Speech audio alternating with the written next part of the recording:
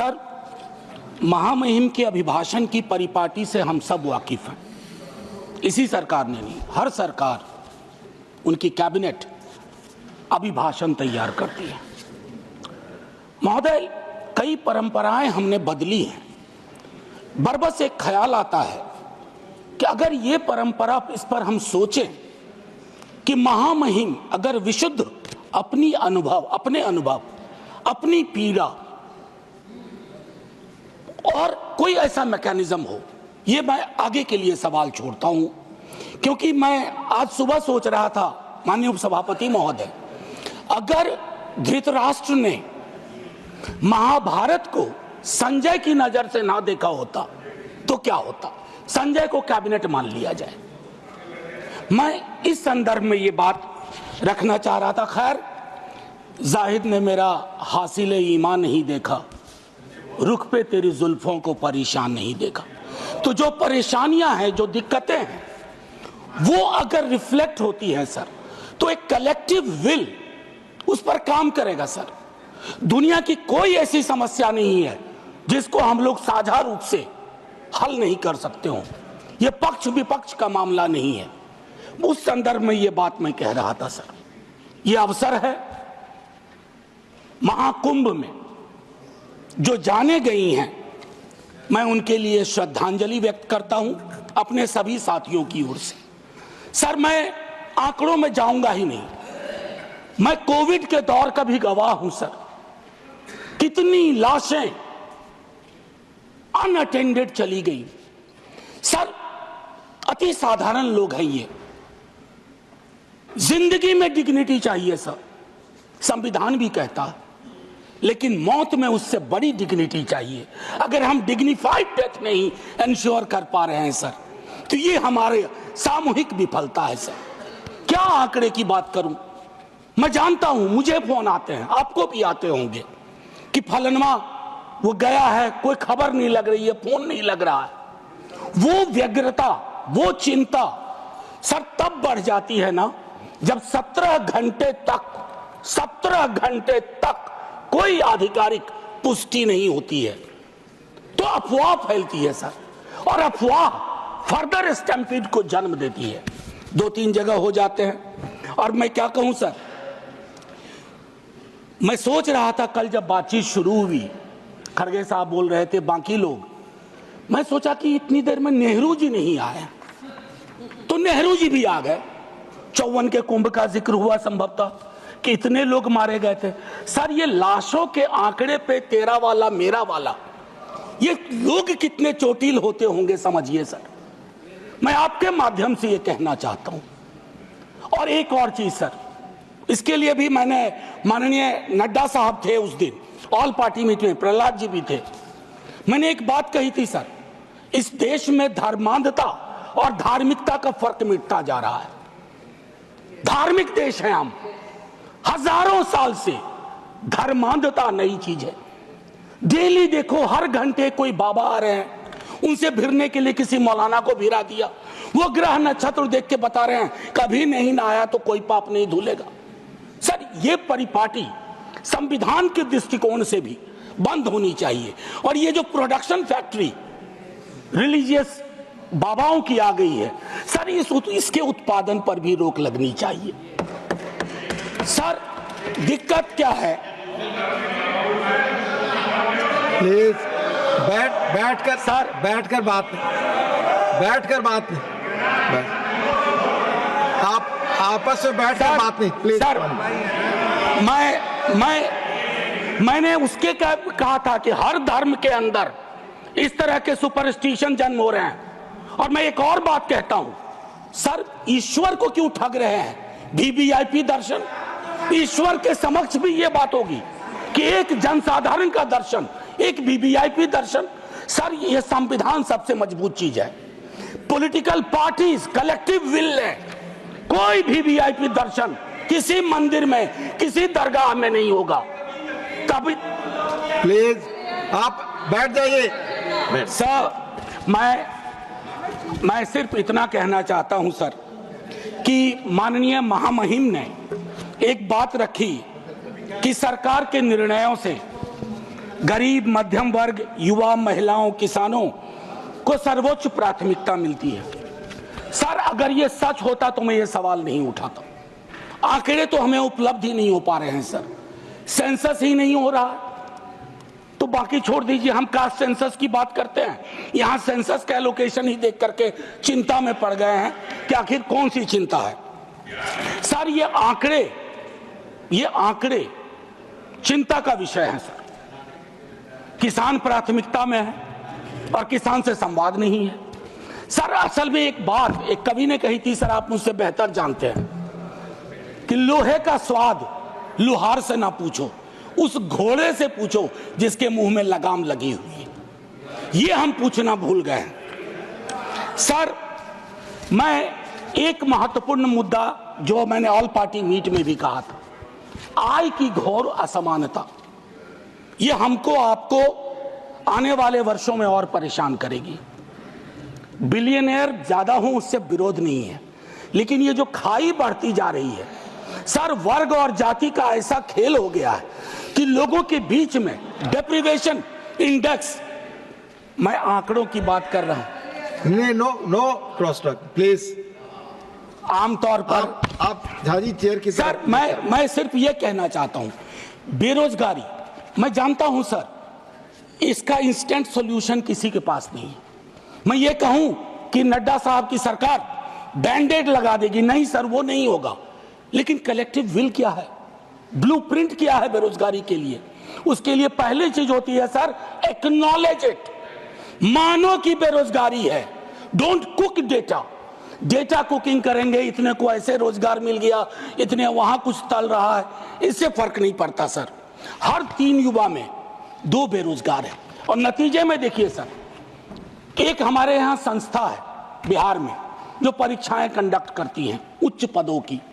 Sir, उसका curriculum वाइटे कहता है कि बीते कुछ वर्षों में कोई भी परीक्षा बिना रिगिंग के नहीं हुई है, और अगर आप वहां जाकर के न्याय मांगो तो आप पे लाठी चार्ज होता है। तो युवाओं का कौन सा देश हम दे रहे हैं सर? एक ऐसा देश जिसमें वो अपनी मांगों के लिए सड़कों पे ना आए, और लेजिटिमेट मांग सर, कोई गलत मांग नहीं। सर, मेरे रेलवे मिनिस्टर साहब के रेफरेंस से बहुत सारी ट्रेनों का जिक्र किया, वंदे भारत, अमृत भारत, नमो भारत, मुझे कोई गुरेज नहीं। नीरज भाई ने कल अच्छी एक बात कही थी, हम और नीरज भाई वैशाली एक्सप्रेस में एक बार मिले थे, ये बस्ती से चढ़े थे संभवतः, मैं सहरसा से था। सर, मैं चाहूंगा कि वो जो पुरानी एक्सप्रेस और पैसेंजर ट्रेन्स हैं जो इस देश के 88-90% कैरेज को ले जाती है, लोगों को ले जाती है, उनकी क्या हालत, उनकी हालत अगर देख लें। और मैं तो कहूंगा माननीय रेल मंत्री जी से आपके माध्यम से, औचक निरीक्षण करें, लेकिन भेष बदल के, मुरेठा उरेठा बांध लें, दाढ़ी बढ़ा लें, ताकि लगे नहीं कि ये वही व्यक्ति है, और फिर देखें कि अद्यतन स्थिति क्या है सर। सर, पेज नंबर 25 में माननीय महामहिम कहती हैं, वामपंथी उग्रवाद से प्रभावित जिले कम हो रहे हैं। बड़ी खुशी की बात है, लेकिन एक दक्षिणपंथी उग्रवाद भी है, एक दक्षिणपंथी अतिवाद भी है, और जिसके अंदर संभावना होती है कि वो छद्म राष्ट्रवाद का रूप ले लेता है। उसके बारे में हम क्या सोच रहे हैं, ये भी सर तय करना होगा, अन्यथा संविधान के मूल्य, ये सारी चीजें खारिज हो जाएंगी। सर, पेज नंबर 27 पे पैरा 31 महामहिम कहती हैं 144 करोड़ आबादी के क्षेत्र हैं, भिन्न भिन्न राज्य हैं, भिन्न भिन्न आबादी में भिन्न भिन्न क्षेत्र हैं, भिन्न भिन्न भाषाएं हैं। मेरी समझ में नहीं आया कि हमने रिलीजन को, धर्म को ओमिट क्यों किया इसमें। हम भिन्न भिन्न धर्म के भी देश हैं, और ये हिंदुस्तान की खूबसूरती है, भारतवर्ष की खूबसूरती है कि दुनिया का कोई ऐसा धर्म नहीं है जो हमारे यहाँ ना हो, और पारस्परिक मेल जोल का एक लंबा इतिहास रहा है। हम दुनिया को सीख दे सकते हैं, हम दुनिया को सीख दे सकते हैं कि let's learn from pluralism from us, peaceful coexistence. हालांकि हाल के दिनों में हमने वो लर्निंग का जो मॉड्यूल है उसको खराब कर दिया है। सर, हाल के दिनों में एक और चिंता का विषय रहा था जो मैं आपको कहूं। इससे पहले कि मैं एक बात कहूं, सर मैं हिंदू हूं, लेकिन मैं चाहूंगा कि मेरे धर्म में, बाकी धर्म के लिए भी अपील करूंगा, लेकिन अपने धर्म में भी फर्क आए चीजों को देखने में। सर ये किताब है, अगर आप कहेंगे तो मैं गिफ्ट करूंगा नड्डा साहब को। Thank you Gandhi. ये कृष्ण कुमार जी ने लिखी है, मेरे सीनियर थे, शिक्षक भी थे दिल्ली विश्वविद्यालय में, एनसीईआरटी के चेयरमैन रहे, अभी रिटायर्ड लाइफ जी रहे हैं। उनका एक दोस्त था मुन्ना, ब्यूरोक्रेट था मध्य प्रदेश का। He died an unfortunate death during Covid. उसकी डायरी के पन्नों से यह किताब बनी है। कृष्ण कुमार जी ने यह किताब ली। क्या कहते हैं सर पता है? कलेक्टिव गिल्ट का एक्सप्रेशन हमारे धर्म में कम रहा। औरतों के साथ क्या क्या नहीं हुआ, कलेक्टिव गिल्ट नहीं। जातियों में देखिए किस तरह का व्यवहार रहा, कलेक्टिव गिल्ट नहीं। गांधी की हत्या के बाद कलेक्टिव गिल्ट का अभाव रहा। उस संदर्भ में यह किताब है। मैं ऐसे ही नहीं कह रहा हूं, मैं गिफ्ट करूंगा लिख करके माननीय नेता सदन को। बड़ा गडमड हो रहा है। अगर देखें महामहिम के भाषण में, अभी हाल के दिनों में चर्चा हुई कि स्टेट, सर पॉलिटिकल लाइफ में विरोध करना तो इनकी नीतियों का शुरू किया था विद्यार्थी के रूप में। तो हम कहते थे Indian state oppressive state, Indian state down down, लेकिन हम फर्क जानते थे राज्य और राष्ट्र का। हाल के दिनों में एक बयान आया नेता प्रतिपक्ष का, उसके बाद शुरू हो गया कि राष्ट्र को कहा नहीं भाई। मैं एक पेपर पढ़ाता हूं एमए में, डिपार्टमेंट ऑफ सोशल वर्क में, दिल्ली यूनिवर्सिटी में। उसका नाम है state political economy and governance. उसका पहली यूनिट में कहता हूं there is a difference between nation comma state comma its government. हम तीनों डिस्टिंक्शन को ब्लर कर रहे हैं। मैं राष्ट्र की खूबसूरती के लिए अपने सरकार की आलोचना करूंगा, मैं राष्ट्र की बेहतरी के लिए अपने राज्य की आलोचना करूंगा, लेकिन मैं राष्ट्र के साथ मोहब्बत में हूं इसलिए कर रहा हूं। इस डिस्टिंक्शन को खत्म ना किया जाए सर। एक चीज 2022 के अगस्त महीने में हमारे बिहार के मुख्यमंत्री जी की अंतरात्मा जागी, हम साथ आए। साथ आने सर कुछ फर्क पड़ा, 5 लाख नौकरियां मिली, युवाओं में जोश आया। दूसरी चीज ज्यादा महत्वपूर्ण है सर, दूसरी चीज ज्यादा महत्वपूर्ण है। चलिए उस पर ऐतराज है, बाद में बात करेंगे। दूसरी चीज ज्यादा महत्वपूर्ण है, 3.5 लाख प्रक्रियाधीन के बाद जातिगत सर्वेक्षण हुआ सर। प्रधानमंत्री जी तक वो डेटा है, हमारे नेता सदन के पास भी वो डेटा होगा, वित्त मंत्री साहिबा के पास वो डेटा है, लेकिन उस डेटा के आधार पर बजट क्यों नहीं बनता है? वो 9वीं अनुसूची में क्यों नहीं शामिल किया जाता? सिर्फ इसलिए कि क्रेडिट नेता प्रतिपक्ष तेजस्वी को मिल जाएगा। आरक्षण का प्रावधान बढ़ाने की बात तो सिर्फ इसलिए कि क्रेडिट आप ले लो, उनको क्रेडिट नहीं चाहिए, क्रेडिट का कॉपीराइट फ्री आप ले लो। लेकिन फिर उनकी अंतरात्मा अचानक सो गई सर। अब जब सो गई तो अब जाग नहीं रही है। एनीवे सर वो अलग मसला है सर। आप निजी टिप्पणी नहीं कर सकते सर। मैंने किसी का नाम भी नहीं लिया। आपने पहले नाम लिया, प्लीज हादी। मैंने नाम लिया था, नाम हटा दीजिए, कहिए मेरे मुख्यमंत्री। नहीं, ठीक है सर। सर इससे क्या होगा ना कि हकीकत भी समावेशी होगा। सर एक चीज जो मैं कहना चाह रहा था कि हाल के दिनों में अभी भी जब हम जिक्र कर रहे थे तो उसमें ये चीज कही कि जो मैंने कहा कि धर्म का जिक्र नहीं है, तो सर वक्त पे बहुत चर्चा हो रही है। इतनी कोशिश रहे, don't throw the baby with the bath water. बच्चे के गुसल के पानी के साथ बच्चा ना फेंक दीजिए। बस मैं इतना कहूंगा, 14-25 का उल्लंघन ना हो, आर्टिकल 14 और 25 का, इतना कहूंगा। और एक चीज सर और कह करके अपनी बात खत्म ही करूंगा। सर मैं दिल्ली विश्वविद्यालय में पढ़ाता हूं, अभी यूजीसी का ड्राफ्ट रेगुलेशन आया, यह भी मैंने ऑल पार्टी मीट में कही थी। हमारे दोनों माननीय मंत्री जी वहां थे, हाँ हमारे साथी लोग सब थे, इन्होंने भी रेज किया। सर ड्राफ्ट रेगुलेशन मैं चाहूंगा आप पढ़िए। सर ये विश्वविद्यालयों की मौत की इबारत है।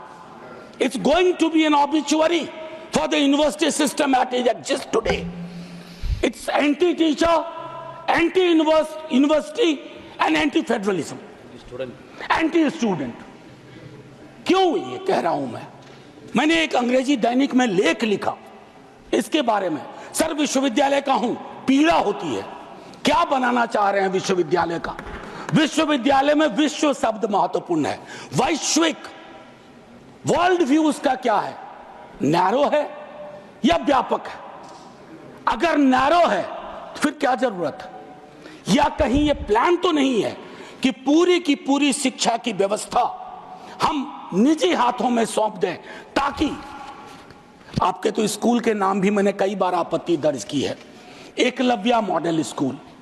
सर एकलव्य के नाम पर, एकलव्य को प्रताड़ित चरित्र मानता हूं। प्रताड़ित था, वो सिस्टम का पार्ट नहीं था। इसलिए सर मैं चाहता हूं कि पूरी व्यवस्था उस अनुसार से हमें देखनी चाहिए। सर एक चीज कहूंगा इसमें, अगर मैं दो तीन छोटी छोटी चीजें सर, आंगनवाड़ी, सहायिका, आशा, ये हमारे कैरियर्स हैं, हमारी सारी स्कीम को ढो रहे हैं। उनका मानदेय क्या है? उनका मानदेय चिंता का विषय है। सारी स्कीम को वो कैरी करते हैं। एक तो वैकेंसी है, ऊपर से उनके मानदेय में कोई बढ़ोतरी नहीं, तो एक स्टैग्नेशन है सर, कंप्लीट स्टैग्नेशन है। उनके लिए सोचा जाए, उनके बारे में, उनके कार्य के अनुरूप चर्चा हो। सर टीचर की वैकेंसी, मैं तो अपने यहां से भी वाकिफ हूं, विश्वविद्यालयों की बात नहीं करूंगा। एक श्वेत पत्र आना चाहिए, SC ST OBC रिजर्वेशन की क्या अद्यतन स्थिति है विश्वविद्यालयों में, ICSR इंस्टीट्यूशंस में। सर लोगों की आंखें फटी रह जाएंगी। मैं बता रहा हूं, कोविड में जब मैंने बात की थी, जो आज मैंने कुंभ वाली बात की, बीजेपी के दोस्तों ने आके कहा somebody had to speak। Sir हम पार्टी अलग अलग हो, धारा तो एक है सर। लोग उनसे भी तो कहते होंगे कि हमारा रिप्रेजेंटेशन क्या हो रहा है, हमारे बारे में क्यों नहीं बोलते हो? सर ये मैं समझता हूं एक श्वेत पत्र आना चाहिए। मैंने पूरा आंकड़ा था, आंकड़ा मैं हाँ सर, अब नहीं ये उचित नहीं होगा, क्योंकि सेंट्रल हॉल में वो अद्भुत जगह थी। सर बस खत्म कर रहा हूं। सेंट्रल हॉल में एक अद्भुत जगह थी जहां लोग कटिंग अक्रॉस पॉलिटिकल पार्टी आते थे। ये अवसर नहीं है उसके लिए वकालत करने का, लेकिन मैं कहूंगा कि सेंट्रल हॉल नुमा एक चीज बेहद आवश्यक है। तब सर ये पार्लियामेंट में डेडलॉक नहीं होगा। डेडलॉक तोड़ने की सबसे खूबसूरत जगह सेंट्रल हॉल थी। खैर एनीवे सर, मैं ये कहना चाहता हूं, टीचर शॉर्टेज, छोटा एक उदाहरण दे रहा हूं, सॉल्यूशन। शिक्षा प्रेरक हजारों की संख्या में पार्ट ऑफ ए प्रोग्राम था, आज वो खाली बैठे हुए हैं, आप उनको एम्प्लॉय करो। डीएलएड आप ही की सरकार का प्रोग्राम था, डीएलएड आप ही की सरकार का आइडिया था। आपने क्या किया? डीएलएड के बाद न्यायालय के इंटरवेंशन के बावजूद, बस खत्म कर रहा हूं सर, बावजूद उसको आपने दरकिनार कर दिया। तो मैं माननीय महामहिम के, जब मैंने शुरुआत की थी सर, एक लाइन कह के खत्म करूंगा और मैं सर्वेश्वर से खत्म करूंगा, और ये मैं अपने सब के लिए कह रहा हूं। यदि तुम्हारे घर के एक कमरे में आग लगी हो तो क्या तुम दूसरे कमरे में सो सकते हो? यदि तुम्हारे घर के एक कमरे में लाशें सड़ रही हो तो क्या तुम दूसरे कमरे में प्रार्थना कर सकते हो? यदि तुम्हारा जवाब हां है, मुझे तुमसे कुछ नहीं कहना है।